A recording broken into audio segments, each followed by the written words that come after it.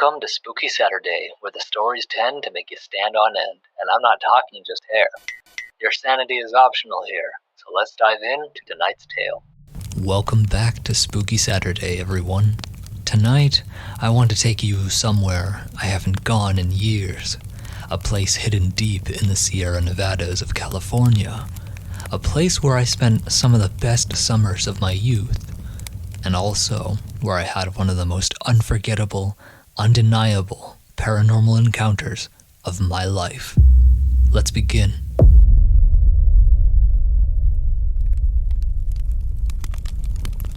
This isn't a legend.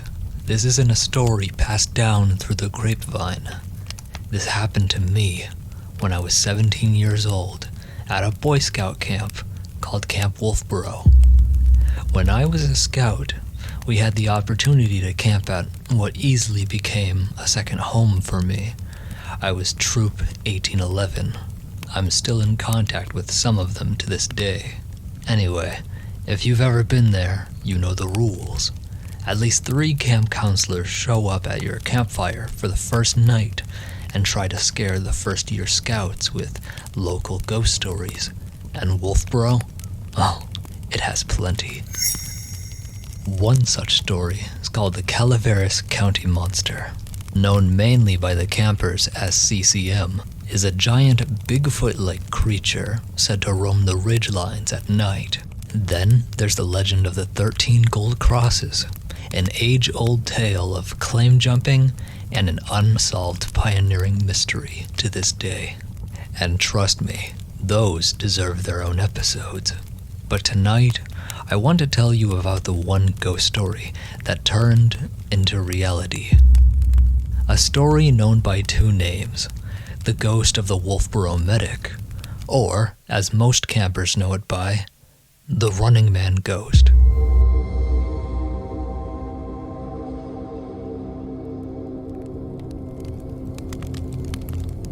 Back when Camp Wolfboro was first established, long before cell phones, long before paved roads, there was a camp medic whose entire job was to respond to injuries anywhere across the camp.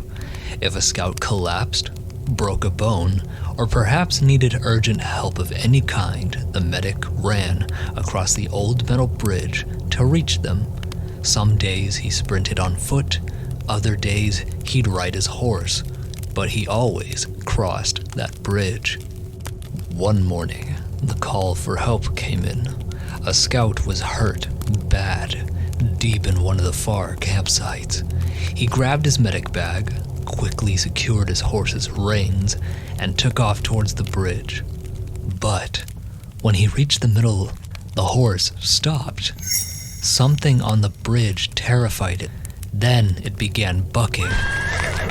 In the chaos, the medic was thrown off his saddle and headed for the icy creek below. His neck struck a boulder, breaking his neck on impact. The creek and that boulder still stand to this day. He never fulfilled his final duty as a medic.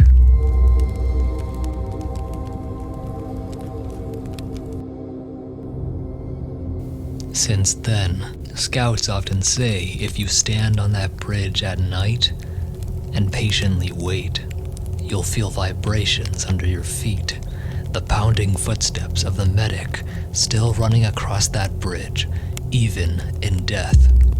Now, it was a good story, a spooky one, but I didn't personally believe it. Not until the summer of 2017. It was a slow afternoon.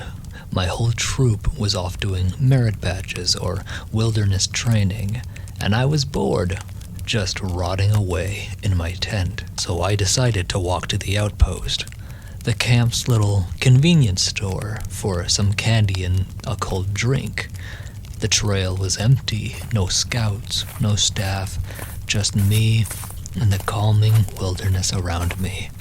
I wasn't even thinking about the Running Man story, not even a little. I walked onto the metal bridge, crossed it without a second thought. My boots hit the concrete on the far side, and that's when I heard it. Rapid footsteps, heavy, like someone sprinting full speed across the bridge. I froze. The footsteps were coming straight towards me. I felt a gust of freezing cold air hit my face. I turned around to see who it was, but the bridge was empty. Even crazier, the entire bridge began physically moving and shaking as if someone was just on it seconds ago, running. I stood there alone, wide-eyed. That was the first moment I realized maybe this running man wasn't just a campfire story. Later that night, I headed back to my troop's campsite after a night of funny skits by the fire. Headlights illuminated the trail in front of me. It was around 10 p.m. at night. Everyone from my troop had already crossed the bridge. I was the last one. I mindlessly walked across that metal bridge when something strange happened. My shoulder had been firmly tapped. It was so vivid, like someone was trying to get my attention. Yet when I turned around, nobody was there. This confused me, but didn't scare me, so I shrugged it off and slowly continued walking. That's when I saw it. Standing at the far end of the bridge was the outline of a man, just the upper half of him, solid enough to see his height, maybe 5'10", solid enough to see the shape of his shoulders, his posture. It was undeniable what I was seeing. The rumors, the stories, all of it came down to this one sighting. And in my quiet fascination, I found myself saying, "So you're the running man." And the moment I truly registered him, he began to fade slowly. Then he was gone. I stood in the middle of that dark bridge for a long time, processing what I had seen. I had witnessed him twice in one day, and I knew right then, the running man is definitely real. It would seem that some legends carry some amount of truth to them, and the legend of the running man certainly is a prime example of one that seems to be true. This experience of mine was mostly hidden from my peers, even my own family. The story stayed locked in my subconscious for a while. Some of my open-minded scout friends were willing to listen and offered their support, but most I knew would deem me crazy. However, I knew this story couldn't be hidden for much longer.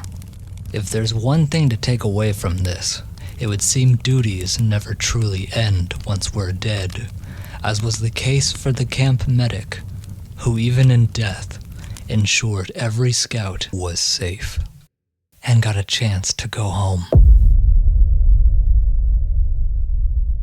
If you enjoyed this true story and wish to see more like it in the future, don't forget to hit subscribe if you are new, click that like button for me, and comment what moment did it for you. If you love true, paranormal, scary stories in audio-only format, you are in the right place, so tune in every Saturday at 9 p.m. PST for new stories every week. Through the static and the silence, a whisper calls your name, a voice that chills your spirit, yet soothes you all the same. In the dark, the tales unfold, where shadows love to creep, but the echoes in the distance might just rock you back to sleep. Paranormal